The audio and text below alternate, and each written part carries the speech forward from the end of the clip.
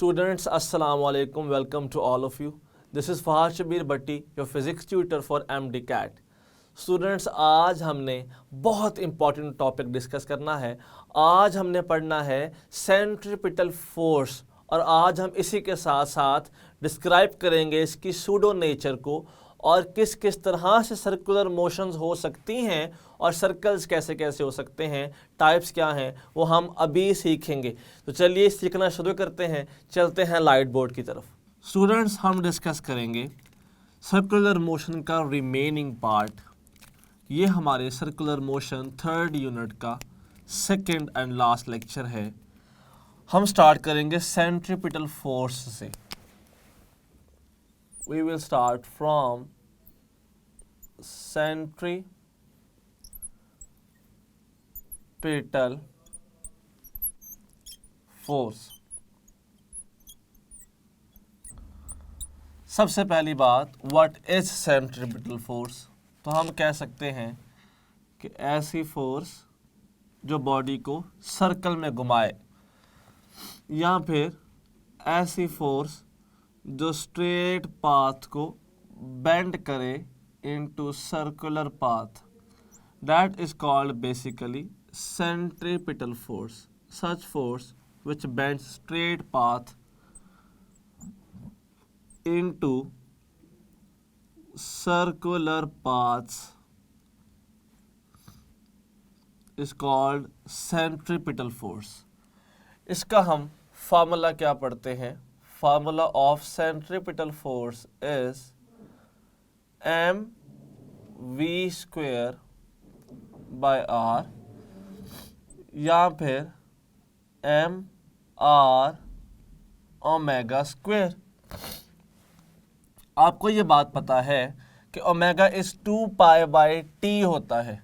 जैसे ही पुट करेंगे so we get 4 pi square mr by T square, और ओमेगा 2 पाई एफ भी तो होता है। So we can say 4 pi square F square mr, और हम इसको 2 काइनेटिक एनर्जी बाय आर भी कह सकते हैं। बाय दिस वे कि हमारे पास जो एफ सी होता है वो M V square by R होता है। अगर हम 2 को मल्टीप्लाई और डिवाइड कर दें तो 1/2 M V square becomes kinetic energy. So F C is also K E by R. ये फार्मूला ही आमतौर पर डायरेक्ट एमसीक्यू में पूछा जा सकता है। अब ये तो इसकी स्केलर फॉर्म है। अगर हम देखते हैं सर्कल के वे में तो नोट कीजिएगा कि एक सर्कल के अंदर जब सेंटर से रेडियस अवे फ्रॉम सेंटर जा रहा होता है तो centripetal force towards centre act कर रही होती है, क्योंकि centripetal force and radius are opposite to each other. तो फिर जब इन्हें वेक्टर फॉर्म में लिखा जाता है स्टूडेंट्स, तो फिर साथ में वेक्टर की डायरेक्शन के साथ माइनस भी आता है। We can also say like this, F C vector form में is equal to M V square by R, और साथ आता है minus R cap. R cap is direction, minus show करता है कि ऑपोजिट था। This also equals to M V square by R minus R vector by R magnitude. तो हम कह सकते हैं this is equal to M V square by are square, और साथ आ जाएगा माइनस आर वेक्टर। ये फॉर्म एमसीक्यू में पूछी जा सकती है। अगर एंगुलर के लिहाज से बात की जाए तो हम कहते हैं F C is equal to M R omega square, और साथ आ गया minus R cap, which is equal to M R omega square minus R vector by magnitude R, तो आर से कैंसिल हो जाएगा, remaining is minus M R omega square, जबकि this R is a vector quantity. Students ये हमारे पास angular में vector form हासिल हो गई है एफ सी की, क्योंकि है तो ये फोर्स ही, तो it is always measured in newtons, लेकिन हम इसे और भी नामों से पुकारते हैं। F C is also called tendency to overturn, tendency to overturn is also called centripetal force। और ये MCQ पूछा जा चुका है कि if velocity of rotating body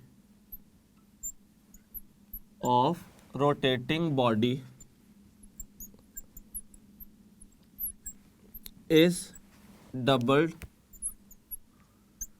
if velocity of rotating body is doubled, then tendency to overturn becomes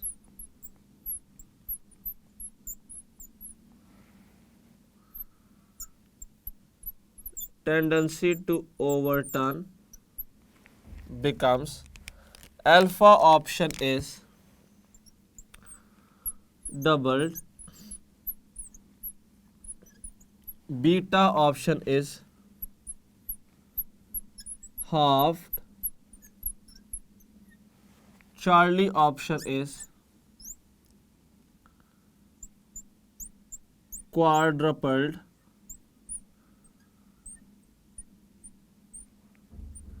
delta option is 1/4। अब ज़रा note कीजिएगा स्टूडेंट्स, हम बात कर रहे हैं एफ सी की। एफ सी का लिंक जो वेलोसिटी के साथ आता है that is direct with square. जब वेलोसिटी ही डबल हो जाएगी, F2 by F1 is equal to V2 by V1 का square. When velocity is doubled, 2V by V का स्क्वायर, V तो V से कैंसिल हो जाएगा, 2 स्क्वायर बिकम्स 4, तो हम यहाँ पे लिख सकते हैं F2 is equal to 4 times of F1, so it becomes quadrupled। हमने देखा वेलोसिटी को डबल करने से FC 4 टाइम्स हो गई। पर इस तरह के हमसे कई लिंक पूछे जा सकते हैं, जैसे कि क्वेश्चन ऐसे भी तो आ सकता है कि if radius of circle is doubled, अगर रेडियस ही डबल हो जाए by keeping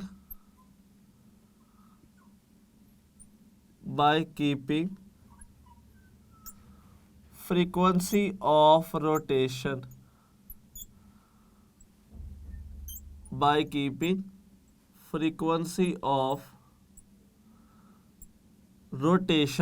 कांस्टेंट।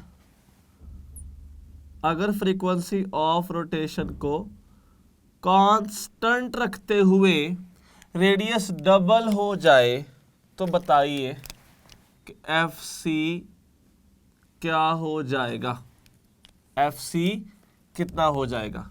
अब जरा नोट कीजिएगा, options are given, doubled, beta देखिएगा हाफ्ड, चार्ली देखिएगा,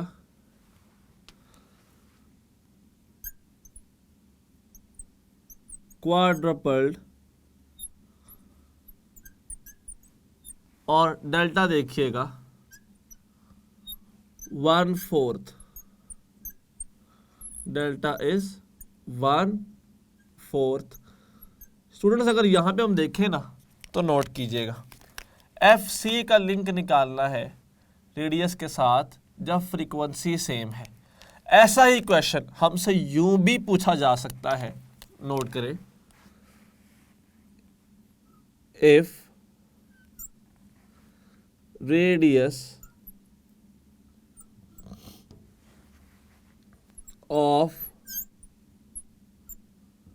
सर्कल इज हाफ्ड, हम उसको हाफ कर देते हैं।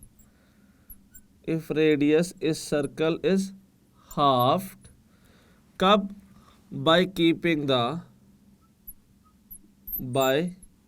Keeping speed constant. हम स्पीड को छेड़ ही नहीं रहे, हमने रेडियस को हाफ कर दिया है लेकिन हमने स्पीड चेंज नहीं की। तो बताइए कि अब सेंट्रीपिटल फोर्स कितनी हो जाएगी? हमें ऑप्शन दिए जाते हैं बिल्कुल सेम ऊपर वाले, डबल्ड, साथ ही हाफ, उसके बाद क्वाड्रपल्ड और डेल्टा में 1/4। तो बताइए which of the following option is correct. अब सिंपल नोट कीजिएगा, रेडियस डबल किया, रेडियस हाफ किया, एफ सी का लिंक क्या आया? इनवर्स। हमेशा इनवर्स होगा ऐसा तो नहीं पॉसिबल। इनमें देखें, ओमेगा की बात की, आर डायरेक्ट आ गया, टाइम की बात की, आर डायरेक्ट आ गया, फ्रीक्वेंसी की बात की, आर डायरेक्ट आ गया। मतलब कि जब भी टाइम पीरियड, फ्रीक्वेंसी या ओमेगा की बात की जाएगी तो इस केस में centripetal force will be directly to radius of circle. If radius is doubled, F C will be doubled, क्योंकि लिंक आपस में डायरेक्ट था। और जब भी स्पीड की बात की जाएगी तो इनवर्स लिंक है। जब भी स्पीड की बात करेंगे तो F C inverse of R है। तो जब अब रेडियस हाफ हो गया है तो रेडियस हाफ तो एफ डबल्ड। इसको ना आप proper in form of ratio भी निकाल सकते थे। वो कैसे कि एफ सी 2/f1, 2 था, ऊपर v1 आएगा, v की केस था तो ऊपर r1 आ जाएगा और नीचे r2 आ जाएगा। नोट कीजिएगा, f2 कैलकुलेट करना है हमने, r1 कितना है? r2 कितना है? हाफ हो गया है, मतलब r/2, साथ आ गया f, ये वाला f मैं इधर ले आया, r से कैंसल, 2 आ गया ऊपर, 2f। तो हम सिंपल बातों से ही नहीं कह सकते कि if radius is halved, force is doubled. It can also be proved कि if radius is halved, force will be doubled, double हो जाएगी।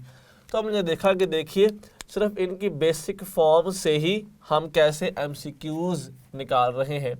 तो जब भी वेलोसिटी की बात की जाएगी तो क्योंकि इनवर्स आता है, इनवर्स लिंक आता है, तो हम कह सकते हैं कि इस केस में जो R और F का लिंक है उसका ग्राफ कुछ यूँ बनेगा।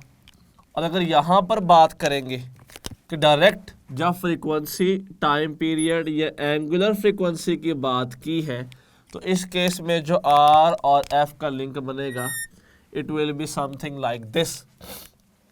तो ये आपके पास एक प्रॉपर आइडिया आ गया कि व्हाट इज सेंट्रीपिटल फोर्स और हम उसे कैसे सॉल्व कर सकते हैं। इसे कुछ न्यूमेरिकल्स पूछे जा सकते हैं हमसे इन टर्म्स ऑफ कैलकुलेशन भी। जैसे कि हमसे ये बात पूछी जा सकती है,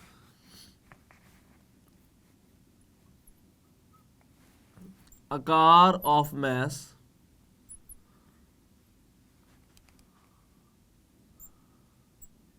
1000 kg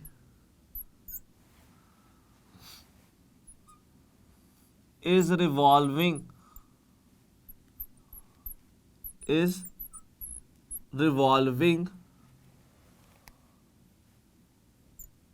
in a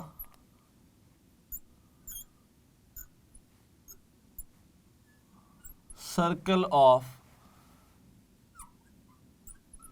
radius 100 meter. एक कार जिसका मास 1000 kg है 100 मीटर के सर्कल में ऐसे रोटेट कर रही है with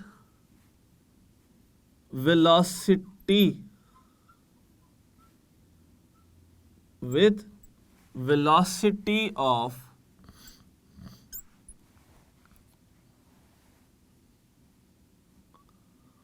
144 किलोमीटर पर आवर। तो बताइए कि what will be centripetal force. इस केस में फोर्स क्या होगी? हमें ऑप्शंस यूं गिवन है 1 kilo Newton, 4 kilo Newton, 8 kilo Newton and 16 kilo Newton. सबसे पहले तो हमने वेलोसिटी को चेंज करना है अपने SI यूनिट मीटर्स पर सेकंड में। तो नोट कीजिएगा 144 किलोमीटर्स पर आवर।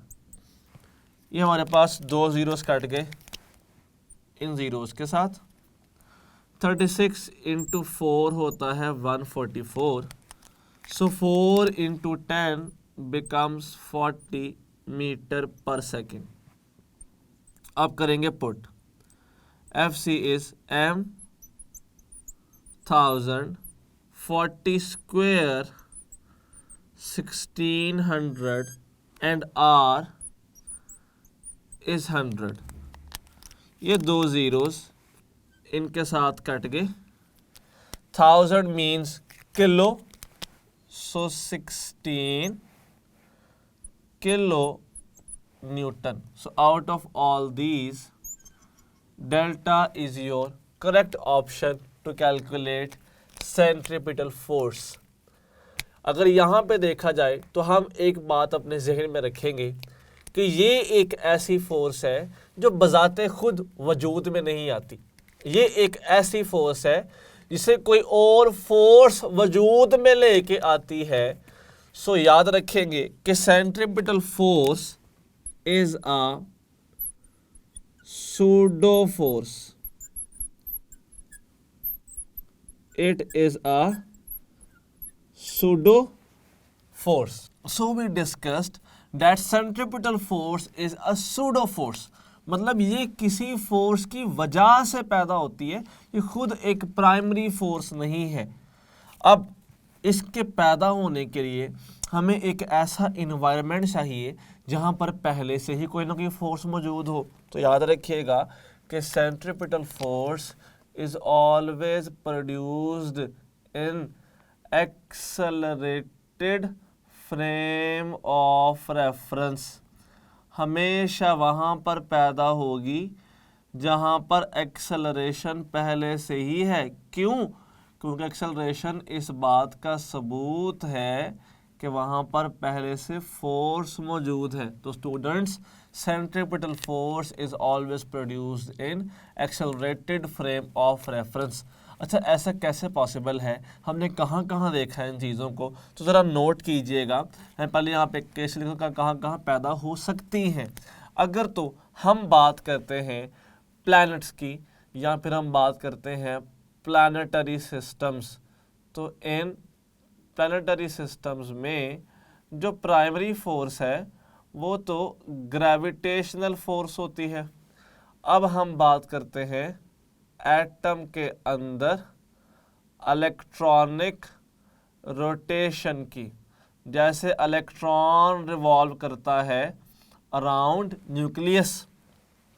फिर जब कार बेंड लेती है, जब टर्न करती है, टर्निंग ऑफ कार, लेकिन ये टर्निंग है एक स्ट्रेट रोड पे, turning of car on uh straight road. अगर एक स्ट्रेट रोड पर बेंड किया जाए तो फिर केस अलग है। और अगर हम यही turning of car banked road पे करें, turning of car on a banked road, तो फिर केस इंटायरली अलग हो जाता है। उसके अलावा ज़रा नोट कीजिएगा, अगर तो हम पत्थर घुमा रहे हैं हॉरिजॉन्टल सर्कल में, इन case of horizontal circle case अलग है, इन केस ऑफ वर्टिकल सर्कल एक सेपरेट केस सामने आता है। तो नोट कीजिएगा, जब भी प्लैनेट्स की बात की जाएंगी तो इस केस में FC centripetal force is primarily provided by gravitational force. Gravitational force हमें प्रोवाइड करती है सेंट्रीपिटल फोर्स। उसके बाद ज़रा नोट कीजिएगा, अगर तो हम इलेक्ट्रॉनिक रोटेशन की बात करेंगे तो इस केस में centripetal force is provided by attractive force between nucleus and electron, जो इलेक्ट्रिक फोर्स होती है, इलेक्ट्रिक या फिर कूलम फोर्स प्रोवाइड करता है सेंट्रीपिटल फोर्स। अगर तो एक कार एक स्ट्रेट रोड पे टर्न कर रही है तो इस केस में centripetal force is provided bye frictional force. जो फ्रिक्शन मौजूद होती है टायर और रोड के दरमियान में, तो वो फ्रिक्शनल फोर्स प्रोवाइड करती है सेंट्रीपिटल फोर्स। लेकिन अगर वही कार बेंडिंग कर रही हो लेकिन स्ट्रेट नहीं बल्कि बैंक्ड रोड के ऊपर, ऐसी रोड जिसका एक किनारा थोड़ा सा उठा दिया जाता है, that is called banked road, अगर इस केस में हम बात करेंगे तो स्टूडेंट्स यहाँ पे centripetal force is provided by normal force. ये बात याद रखनी है। नॉर्मल फोर्स कैसे? अगर हमारे पास ये एक रोड है जिसको एक ख़ास एंगल पर बेंड किया गया है और यहाँ पर हमारे पास टायर मौजूद है, दिस इज़ टायर, तो वेट एक्ट करता है एग्जैक्टली डाउनवर्ड, लेकिन जो नॉर्मल फोर्स है वो एक्ट करती है सरफेस के ऊपर यूं normal. This normal force help to provide centripetal force in case of banked road. अगर तो हॉरिजॉन्टल सर्कल में घुमाएं हम किसी भी स्ट्रिंग, किसी भी रस्सी के साथ, तो स्टूडेंट्स इस केस में centripetal force is provided by tension in the string. ऐसे केस में जो टेंशन फोर्स है स्ट्रिंग के अंदर वो प्रोवाइड करती है सेंट्रीपिटल फोर्स को। और एक वर्टिकल सर्कल में अगर घुमाया जाए किसी भी बॉडी को, तो इस केस में centripetal force is provided by tension plus component of weight. साथ हमारे पास वेट भी इंक्लूड हो जाता है जो हेल्प करता है किसमें, प्रोवाइड करने में। हमने सिंपल देखा क्या कि इन तमाम केसेस में FC तो पैदा हो रही है लेकिन कर कौन रहा है, अनदर फोर्सेस। तो centripetal force is basically a secondary और अ सूडो फोर्स, हम इसे कह सकते हैं। अब हम चलते हैं यहाँ से, अगर फर्दर नोट करें कि हमारे पास टाइप्स ऑफ मोशन कौन कौन सी हैं, सर्कल में किस किस तरह की मोशन हो सकती हैं। स्टूडेंट ज़रा नोट कीजिएगा, अगर तो हम बात करते हैं टाइप्स ऑफ सर्कुलर मोशन की, तो हम बेसिकली डील करेंगे दो मोशंस के साथ। If we talk about type of circular motion, तो हम सबसे पहले बात करेंगे यूनिफॉर्म सर्कुलर मोशन, जिसको हम अपनी आसानी के लिए UCM भी कहते थे। UCM means uniform circular motion. और सेकंड वे में हम बात करेंगे नॉन यूनिफॉर्म सर्कुलर मोशन की, which is called NUCM, non uniform circular motion. अच्छा, क्या होता है यूनिफॉर्म सर्कुलर मोशन? ऐसी सर्कुलर मोशन जिसमें बॉडी की स्पीड क्या रहे? कांस्टेंट रहे। बॉडी की स्पीड क्या रहे? कांस्टेंट। हम इस बात को यूं भी कह सकते हैं कि जो मैग्नीट्यूड ऑफ वेलोसिटी है, magnitude of velocity that should be constant. Magnitude नहीं बदलनी चाहिए किसी भी सूरत। अगर एक बॉडी इस तरह से सर्कल में रोटेट कर रही है and this is the centre of this circle, और हम कहते हैं कि इस केस में बॉडी की जो स्पीड यहाँ पर थी v, वही स्पीड बॉडी की यहाँ पर b है v, वही स्पीड बॉडी की यहाँ पर b मौजूद है v, वही स्पीड बॉडी की यहाँ पर b मौजूद है v। डायरेक्शन तो बदल रही है, लेकिन क्योंकि मैग्नीट्यूड नहीं बदल रही, so this is called uniform circular motion. अच्छा, इस किस्म की मोशन में हमारे पास सिर्फ एक एक्सेलरेशन पैदा होता है जो चेंज इन डायरेक्शन की वजह से पैदा होता है, and that is called centripetal acceleration. Centripetal acceleration is produced due to change in direction of velocity। Velocity की डायरेक्शन में चेंज होने की वजह से एक्सेलरेशन कौन सा पैदा होता है? AC। This is called AC। अब इस केस में उनके पैदा ही सिर्फ एक हो रहा है, एक और होता है हमारे पास, that is called tangential acceleration। tangential acceleration which is also called AT। हम इसको ट्रांसवर्स भी कहते हैं। centripetal is also called radial acceleration। हम इसको रेडियल भी कहते हैं, जबकि टेंजेंशियल को हम ट्रांसवर्स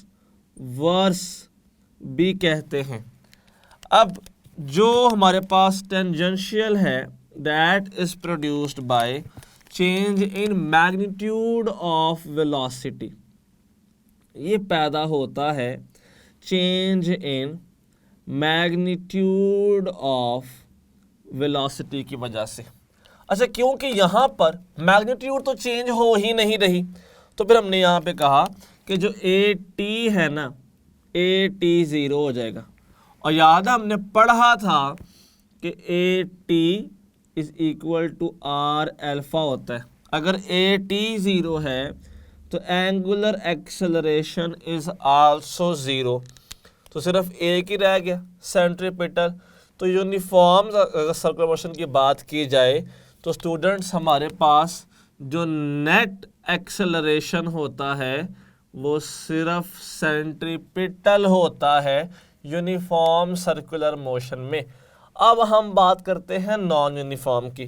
नॉन यूनिफॉर्म ऐसी सर्कुलर मोशन है जिसमें स्पीड ही कांस्टेंट नहीं रहती।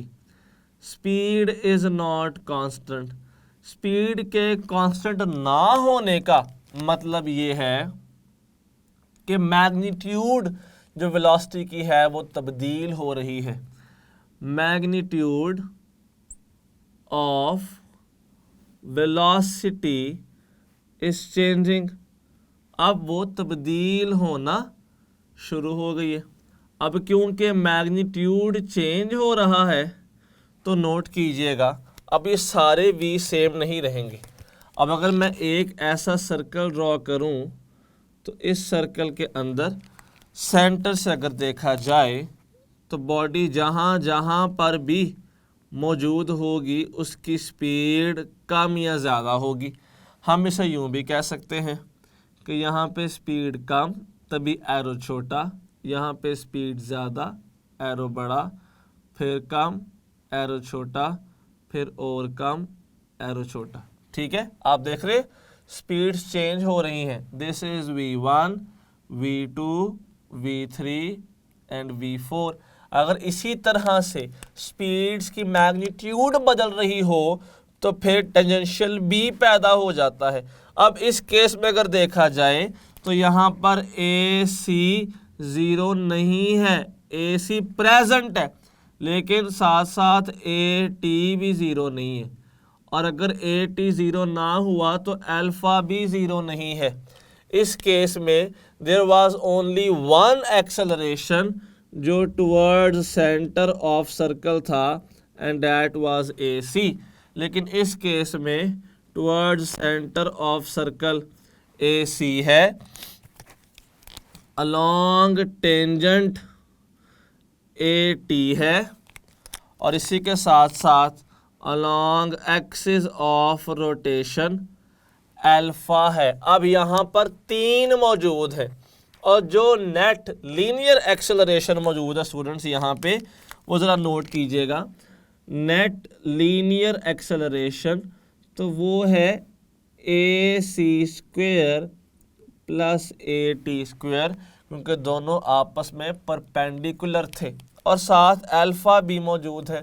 तो आपने ये बड़ा बेहतर तरीके से देख लिया कि what is the difference between uniform and non uniform circular motion. हमसे ये बार बार पूछा जाता है जनरली कि बताएं यूनिफॉर्म में क्या चीज़ कांस्टेंट रहती है, तो स्पीड सेम है, डायरेक्शन ऑफ मोशन तो अलबत्ता बदल ही रही होती है। यहाँ से हमें सिंपल एक MCQ ये भी पूछा जाता है, ज़रा नोट कीजिएगा। कुछ MCQ इस तरह से ही पूछा जाता है कि which of following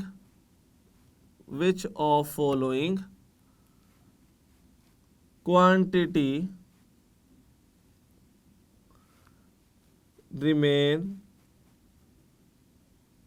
same in uniform circular motion. और स्टूडेंट साथ ही हमें ऑप्शंस दे दी जाती हैं। First option is acceleration, beta option is centripetal force, Charlie option is speed and delta option is direction of motion. अब ज़रा नोट कीजिएगा इनमें से कौन सा आंसर ठीक होना चाहिए। कुछ बच्चे आप में से कंफ्यूज हो गए होंगे, वो कह रहे होंगे कि A भी सेम था, FC भी सेम था, स्पीड भी सेम थी, ऑप्शन D तो पता है वो तो सेम नहीं है। पहले तीनों में से कौन सा होगा? नोट कीजिएगा स्टूडेंट्स, जब एक बॉडी इस तरह से सर्कल में रोटेट कर रही होती है, जैसे हमारे पास ये एक बॉडी है, if this is rotating in circle, और बॉडी पहले मौजूद थी इस पॉइंट पे, फिर इस पॉइंट पे, फिर इस पॉइंट पे और फिर इस पॉइंट पे, तो नोट कीजिएगा ज़रा।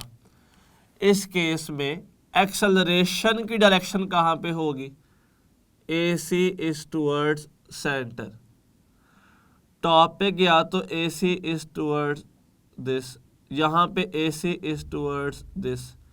क्या आप नोट कर रहे हैं कि चाहे AC की मैग्नीट्यूड सेम है पर direction of AC is constantly changing, and same is the case with centripetal force.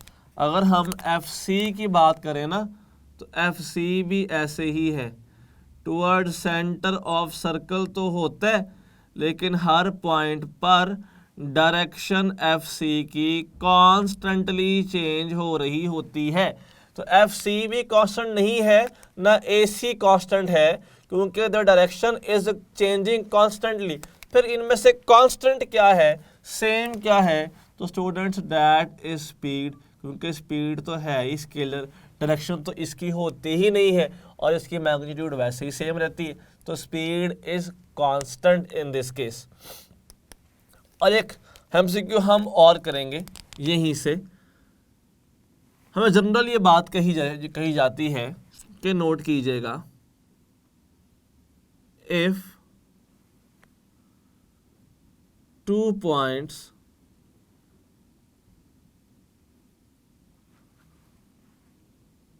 are at 1 meter and 2 meter from center of circle,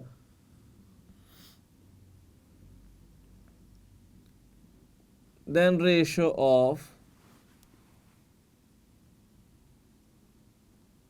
their angular speeds will be। एक body circle में rotate कर रही है, a body is rotating in circle और centre से एक point 1 metre पे है, जबकि दूसरा पॉइंट 2 मीटर पे है। हमारे पास एक पॉइंट आ गया ये पिंक वाला, एक पॉइंट ये है, सेकंड पॉइंट आ गया हमारे पास ये ग्रीन, सेकंड पॉइंट ये है, और कहा गया कि बताइए उनकी रेशो ऑफ ओमेगा क्या होगी। हमें ऑप्शन साथ कुछ यूँ दे दी गई कि options are 1:1, beta is 2:1, Charlie is 1:2 and delta is 1:4। और कहा गया कि बताएं इनका आंसर क्या होगा। एक बड़ी सिंपल सी बात याद रखिएगा, पहले मैं बता देता हूँ, फिर हम उसको प्रॉपर सॉल्व कर लेंगे। अगर एक रोटेटिंग बॉडी के डिफरेंट पॉइंट्स अगर देखे जाते हैं तो उन तमाम पॉइंट्स की एंगुलर क्वांटिटीज हमेशा सेम रहती हैं। इन 2 पॉइंट्स का थीटा सेम है, इन 2 पॉइंट्स का, क्योंकि देखें हम बात कर रहे हैं एक ही लाइन में, ये पॉइंट असल में इधर है, हमने इनको शो करने के लिए इस लिहाज से शो किया, असल में ये पॉइंट यहाँ पर मौजूद है और एक ही लाइन में ये पॉइंट्स मौजूद हैं ऑन अ सिंगल लाइन, ठीक है, are at 1 meter and 2 meter along a line शामिल है। और अब ये रोटेट कर रहा है, इनका थीटा भी सेम होगा, ओमेगा भी सेम होगा, अल्फा भी सेम होगा, सब कुछ इनका जो एंगुलर है वो सेम रहेगा, लेकिन लीनियर बदलता रहेगा। स्टूडेंट्स वो कैसे, ज़रा नोट कीजिएगा। जब हम रोटेट कर रहे होते हैं इस बॉडी को, तो जो सर्कल इस पॉइंट का बनता है दैट इज दिस, और जो सर्कल ग्रीन पॉइंट का बनता है दैट इज दिस। क्या इस केस में सर्कल दोनों के बिल्कुल सेम बन रहे हैं? नहीं, ग्रीन पॉइंट सबसे ज्यादा बड़ा है। अच्छा, ओमेगा भला क्या होता है? Omega is equal to 2π/t। लेकिन क्या कभी ऐसा हुआ है कि ये पॉइंट बाद में आए और ये पॉइंट पहले आ जाए? ऐसा तो नहीं होता। अगर एक बॉडी रोटेट कर रही है so every point will reach at the same time. तो याद रखें इन दोनों का टाइम पीरियड चूंकि सेम है तो ओमेगा एंगुलर क्वांटिटी सेम रहती है, लेकिन क्योंकि इन दोनों का डिस्टेंस चेंज है तो 1 वाला पिंक वाला कम फासला तय करता है, ग्रीन वाला ज़्यादा फासला तय करता है। लेकिन सेम टाइम में आने के लिए, ज़्यादा फासला तय करने के लिए ज़्यादा स्पीड चाहिए होती है ताकि टाइम सेम रह सके। S is equal to V T होता है ना, तो T is equal to S by V भी तो हो सकता है। अगर डिस्टेंस ज्यादा है तो to cover it in same time more speed is required. Two वाले का डिस्टेंस ज्यादा है तो टू वाले की स्पीड भी ज्यादा होगी किससे, वन वाले से, ताकि टाइम पीरियड सेम रह सके। स्टूडेंट्स याद रखिएगा, जब एंगुलर क्वांटिटीज की बात की तो क्योंकि दोनों का टाइम पीरियड सेम है। देखें ना, अगर ये पॉइंट घूम के ये पिंक वाला यहाँ पर आ जाए और इसी लिहाज से अगर हम देखें तो ग्रीन वाला तो यहाँ पर आ जाएगा, तो क्या दोनों का एंगल सेम नहीं है?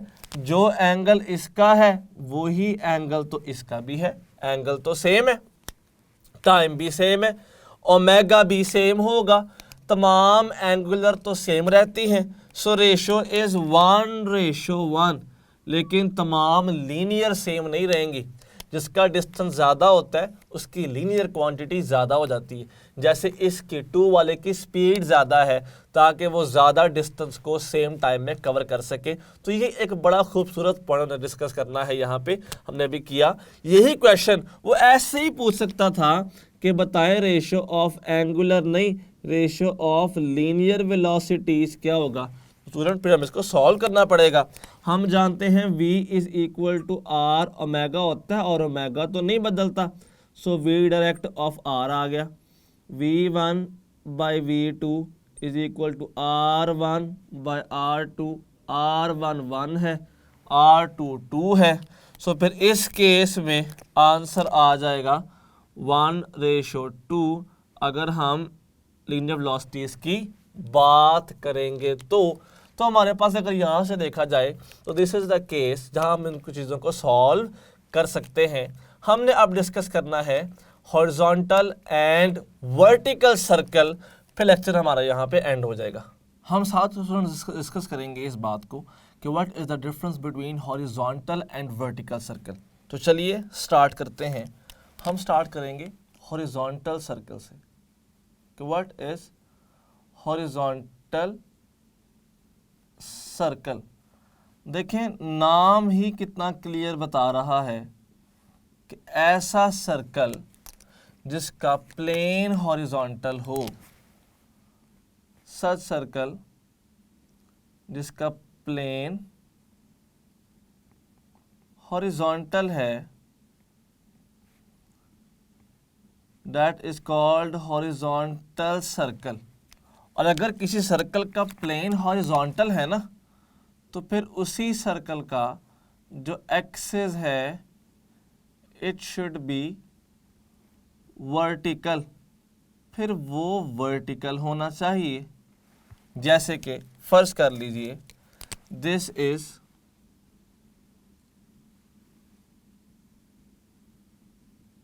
हॉरिजॉन्टल सर्कल, हमारे पास ये सेंटर है, यहाँ पर ये मैस अटैच है और इस तरह से बॉडी मूव कर रही है हॉरिजॉन्टल सर्कल में। This is horizontal circle. ऐसे पकड़ा आपने कुछ यूं हुआ है। So basically this is the axis of horizontal circle. अब अगर इस केस को देखा जाए तो this is weight of this ball, जिसको हम mg कह सकते हैं। This is tension of the string, और देखें mg का टेंशन के साथ कोई लिंक नहीं है। सो सिर्फ एक ही फोर्स ऐसी है which is toward centre of circle, और अगर एक ही फोर्स ऐसी है so this tension is also Fc, centripetal force. तो याद रखिएगा कि जब भी बात की जाएगी हॉरिजॉन्टल सर्कल की तो हम सबसे पहली बात ये करेंगे कि tension is responsible for providing centripetal force. तो जितने भी फार्मूलाज हम पढ़ते हैं सेंट्रीपिटल फोर्स के, वही फार्मूलाज यहाँ वैलिड होते हैं टेंशन के लिए भी। सबसे पहली बात तो ये। सेकंड बात यहाँ पर ये देखी जाए कि T/Fc के इक्वल आ गया, फिर इसमें कोई वेट का रोल नहीं है, नो रोल ऑफ वेट। अगर हम चाहते तो हम इस सर्कल में स्पीड को कांस्टेंट रख सकते थे।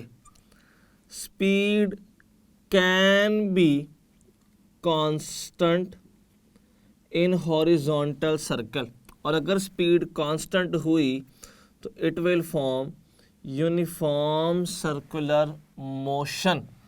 और अगर ये यूनिफॉर्म मोशन हो गई तो फिर सिर्फ एक एक्सेलरेशन पाया जाएगा, जो कौन सा होगा? Centripetal acceleration students in this case. चलिए ज़रा फर्दर देखते हैं कि हमारे पास इस केस में अगर स्पीड निकालनी पड़े तो कैसे निकालेंगे। अगर हमें क्वेश्चन कुछ ऐसा आ जाता है, नोट कीजिएगा, question come something like this कि a stone of mass 1 kg, a stone of mass 1 kg revolves in a horizontal circle with speed of 5 meter per second in radius of 1 meter, then tension in the string will be। हमें साथ ही options दे दिए जाते हैं। Option is 5 Newton, 10 Newton, 15 Newton and 25 Newton. तो अगर देखा जाए students इस केस में तो बहुत सिंपल सी बात है कि tension is equal to mv² by r। m is 1, 5 का square by 1 and 5 square is 25 newton. So students delta is the case. और अगर टेंशन गिवन होती और मुझे स्पीड निकालनी पड़ जाती तो इस केस में speed is equal to tension into R by M under root. हम इसी से स्पीड निकालेंगे स्टूडेंट्स इस केस के अंदर। तो ये हमारे पास हॉरिजॉन्टल सर्कल है। अब हम बात करते हैं वर्टिकल सर्कल की, कि वर्टिकल सर्कल के बारे में कौन कौन से पॉइंट्स बहुत इम्पॉर्टेंट है। ज़रा नोट कीजिएगा, वर्टिकल सर्कल नाम शो कर रहा है कि जो इसका प्लेन होगा वो प्लेन ही वर्टिकल होगा। Plane of vertical circle is vertical. और जो इसका एक्सिस है, axis of vertical circle will be horizontal. जो एक्सिस है दैट इज हॉरिजॉन्टल। अब ज़रा नोट कीजिएगा कि ये हमारे पास एक वर्टिकल सर्कल मौजूद है। This is a vertical circle, और ये हमारे पास एक सेंटर आ गया इसका। This is centre of vertical circle. Students मैं 4 पॉइंट पर बात करूंगा बॉडी को लेके। ऑन साइड पॉइंट्स, उसके अलावा एट टॉप, हम टॉप पे बात करेंगे। अगर बॉडी टॉप पे होती तो क्या होता, and when the body is at bottom point. और अगर बॉडी बॉटम पे होती तो फिर क्या होता। हम कुछ नाम दे देते हैं इनको। This is called A, this is called B, C and D. Note कीजिएगा, weight of the body always acts in downward direction.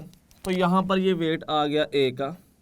This is weight of A at A, this is weight at B, this is weight at C and this is weight of this object at D point. ये सारा इसका weight आ गया, M जी है। This is M G, this is M G and this is M G. साथ ही हमने देखना है tension. Tension is always along the string. So फिर ये आ गई टेंशन।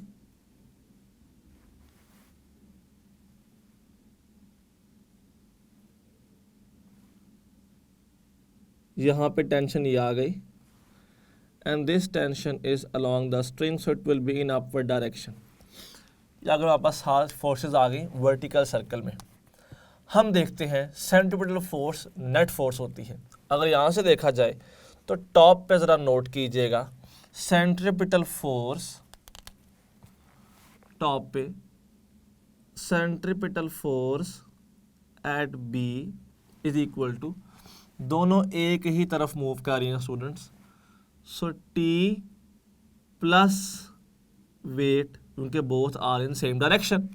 यही केस अगर मैं यहाँ पे देखता तो मैं कह सकता था कि F C at D point is equal to T minus M G या T minus weight, because both are in opposite direction.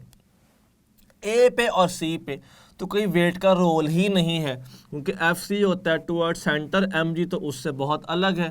तो अगर मैं सेंट्रीपिटल फोर्स एट ए निकालता तो वो भी बस टेंशन आती, और अगर मैं सेंट्रीपिटल फोर्स एट सी निकालता तो वो भी सिर्फ टेंशन ही आती। तो ये हमने इन चारों पॉइंट्स पर एफ सी कैलकुलेट कर ली। अगर टेंशन पूछ ले वो कि at what point tension is the minimum और द मैक्सिमम, तो हम टेंशन निकाल सकते हैं। अगर टेंशन यहाँ से हम देखें तो tension is equal to F C minus W. अगर यहाँ से देखें तो tension is equal to F C plus W. यहाँ प्लस हो गया, वहाँ माइनस हो गया। स्टूडेंट्स नोट कीजिएगा, टॉप पॉइंट पे जो सेंट्रीपिटल फोर्स है ये होती है मैक्सिमम, और जो टेंशन है टॉप पर वो होती है मिनिमम।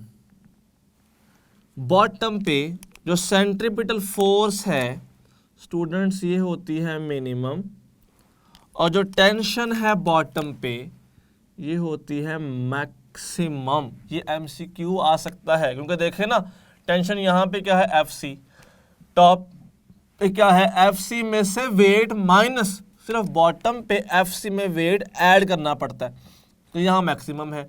अगर आप एक बॉडी को एक बर्तन में पानी लेकर यूँ घुमाएंगे तो बॉटम पे जब आपका हाथ होगा तो मैक्सिमम खिंचाव टेंशन फील होगी, क्योंकि tension is maximum when the body is at bottom point.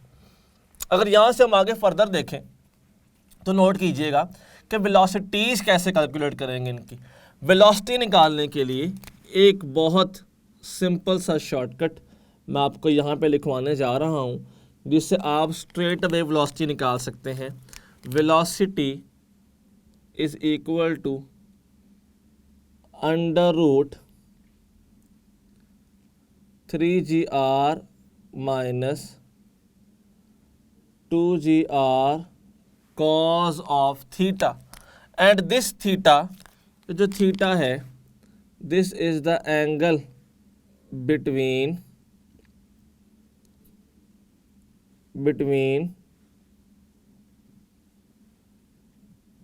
Tension and wait.